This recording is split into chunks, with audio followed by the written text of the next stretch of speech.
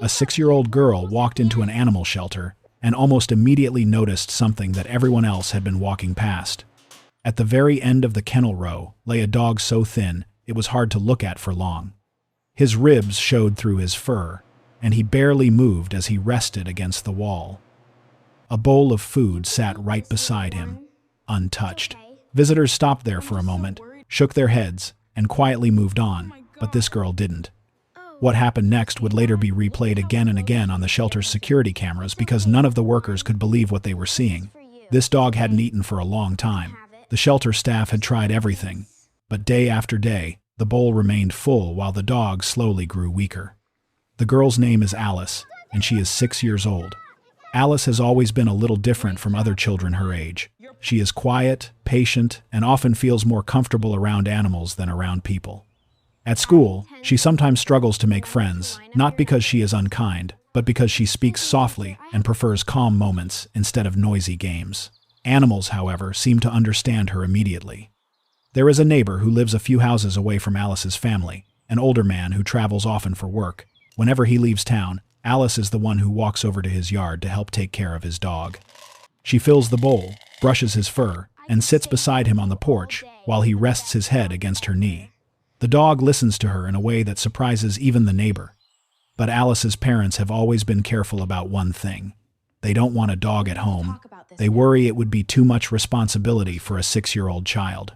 So, when Alice's school organized a visit to Greenwood Animal Shelter, her parents agreed. It was just a field trip, a chance for the children to learn about animals and maybe help the shelter by bringing drawings and toys. None of them expected that the visit would change 2 lives forever. While the other children walked excitedly through the building, stopping at every kennel and pointing at the playful puppies jumping against the gates, Alice kept thinking about the dog at the end of the hallway, the thin one, the one that hadn't even lifted his head when people passed. After a few minutes, she quietly walked back toward that kennel. The dog was still lying in the same place. The bowl of food was still untouched. Alice stood there watching him for a long moment.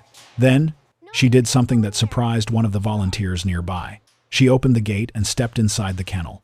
The volunteers started to say something, but Alice had already sat down on the floor beside the dog, leaving enough space so he wouldn't feel trapped or afraid. For several seconds, nothing happened. The dog didn't move. He didn't even look at her. Alice reached slowly toward the bowl of food, picked up a small piece, and held it gently in her hand. She didn't push it toward him. She simply waited. The security camera above the hallway recorded the moment clearly. The dog slowly lifted his head. For the first time since arriving at the shelter, he looked at someone with real attention. Then, very carefully, he leaned forward and took the food from Alice's hand. The volunteer watching from the hallway froze because that dog had refused every meal for many days. But now he was eating from a child's hand. When the shelter staff reviewed the footage later that evening, they couldn't believe what they were seeing. Several of them replayed the moment again and again, watching the same quiet scene where a starving dog finally accepted food. From that day forward, Alice returned to the shelter every afternoon after school with one of her parents. She would sit beside the dog and feed him small pieces of food from her hand while speaking to him softly.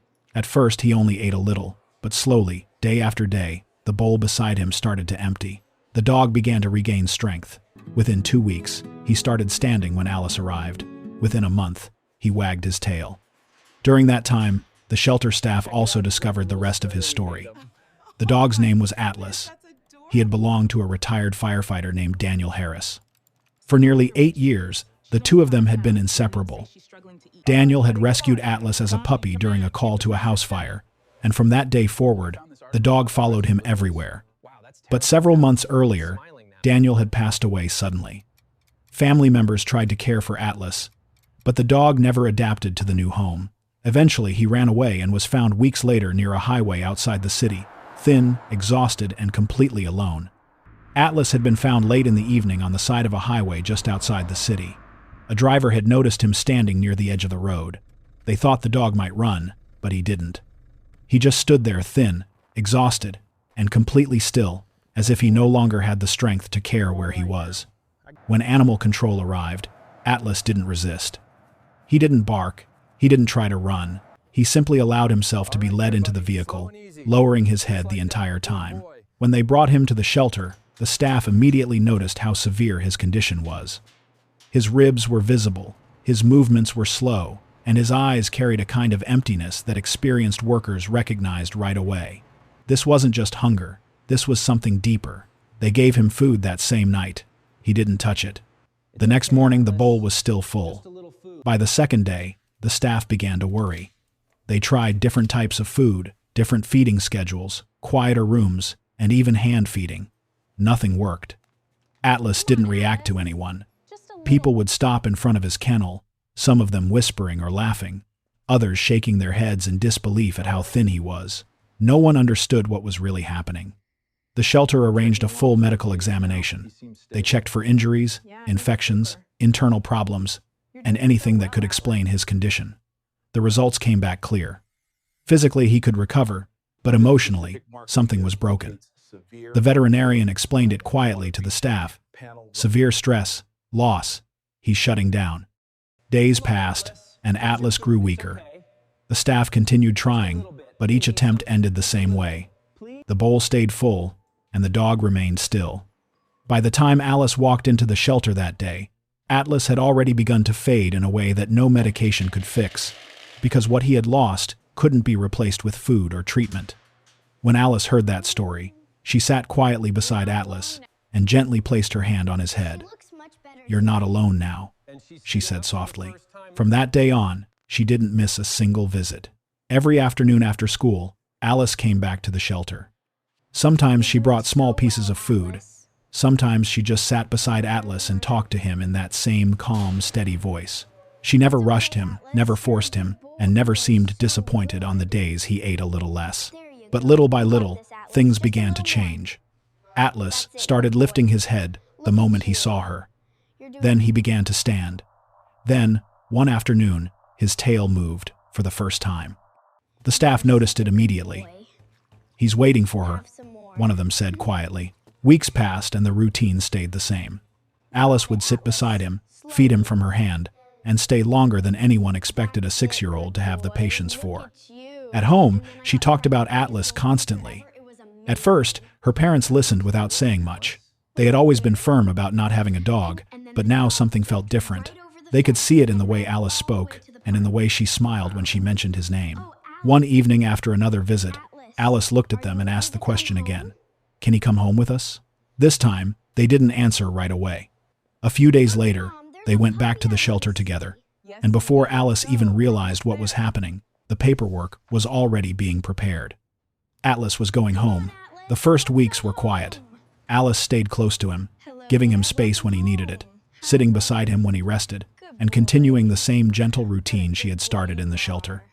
They took him to the veterinarian regularly, making sure his recovery stayed on track. Slowly, steadily, Atlas began gaining weight. His energy returned, his movements became stronger, and the tired, empty look in his eyes started to disappear. Month by month, he changed. His ribs were no longer visible, his coat became healthier, and most importantly, he began to act like a dog again. He ran in the yard, he chased a ball. He followed Alice everywhere. Every morning, he walked with her to the front of the house when it was time for school, and every afternoon, he was already waiting near the door before she even stepped inside. Alice changed too. At school, her teachers began to notice that she was more open, more confident, and more willing to talk and laugh with other children. She still preferred quiet moments, but now she wasn't alone during recess. Sometimes she told stories about Atlas. Sometimes other kids asked to see him, and slowly, things became easier for her. At home, their days were filled with simple moments, playing in the yard, sitting together in the evenings, and walking through the neighborhood with Atlas proudly trotting beside her.